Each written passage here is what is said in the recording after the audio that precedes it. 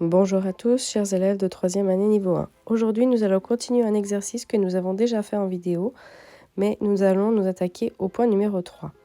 Cette fois-ci, nous avons 4 points qui doivent être coplanaires et puis qui doivent avoir une dernière coordonnée à déterminer. Donc ici, on va retrouver notre équation de couple pour montrer que des points sont coplanaires s'il existe un delta et epsilon qui satisfont l'égalité delta fois AB plus epsilon fois AC égale à AD. Nous allons donc commencer par déterminer les coordonnées ou les composantes de tous ces trois vecteurs AB, AC, AD.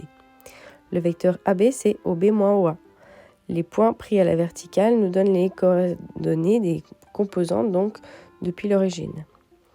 Donc on va faire cela pour AB, puis ensuite AC, c'est la même chose mais version donc OC moins OA. On va donc trouver un deuxième vecteur ici. Et puis le dernier vecteur, eh bien, il y aura quand même un z qui va rester dans les coordonnées, notre inconnu, mais on va la déterminer plus tard. On va donc devoir poser ces trois vecteurs dans l'égalité que nous avons ici notée en rose, et on aura delta, epsilon et z qui seront nos inconnus. On va donc ici réécrire delta avec le vecteur AB, epsilon fois le vecteur AC et finalement égal au vecteur AD.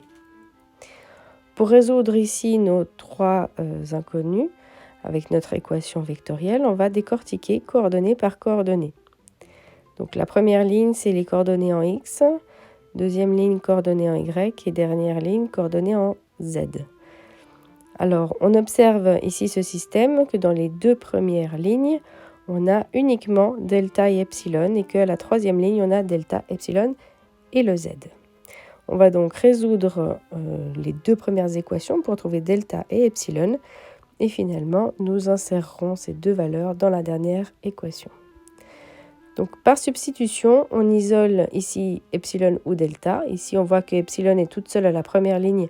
Donc c'est à la première ligne qu'on va l'isoler. Et on peut l'insérer du coup à chaque occurrence d'epsilon dans les autres lignes.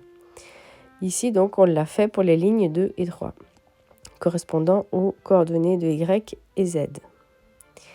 Cependant, à la dernière ligne, ce n'est pas nécessaire. En effet, en faisant cette substitution, on s'ouvre à plus de fautes.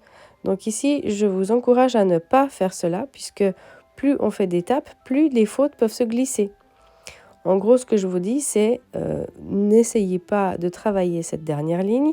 Occupez-vous uniquement de résoudre les deux premières équations, ici avec donc le epsilon et le delta. Et puis ensuite, quand vous les aurez trouvées, eh bien, vous substituerez ces valeurs-là dans la dernière équation pour trouver le z. Donc on s'attaque vraiment uniquement à deux équations, deux inconnues. Et à la fin, notre dernière équation, eh bien, elle nous permettra de déterminer cette dernière inconnue. Donc on continue ici notre résolution. On a donc à la deuxième ligne uniquement l'inconnu delta. En développant ici le moins 4 qui est devant la parenthèse est à distribuer. On va regrouper tous les deltas entre eux et toutes les constantes entre elles. Et on va rapidement trouver la valeur de delta. Donc la valeur de delta est de moins 11. Donc n'oubliez pas, dénominateur commun, regroupez calmement, étape par étape, et vous allez trouver la valeur donc de moins 11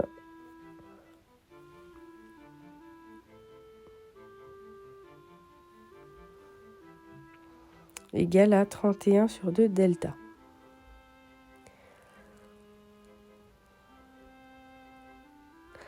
Donc delta, eh bien, il suffit de multiplier moins 11 par 2 et de diviser par 31. C'est une valeur absolument barbare, je vous l'accorde, mais ici, c'est la valeur que vaut delta.